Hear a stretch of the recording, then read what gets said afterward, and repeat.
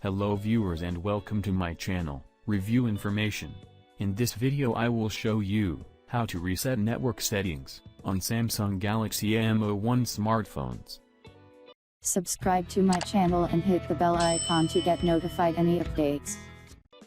If you are experiencing Bluetooth, Wi-Fi, or network connectivity issues on your Galaxy device, you can reset all the network settings to their defaults. To begin, open the Settings application. Scroll down and find General Management. Tap on it. From General Management, tap on Reset. Here you should find Reset Network Settings. Tap on it. Simply tap the button, Reset Settings. Draw your current pattern for security reason.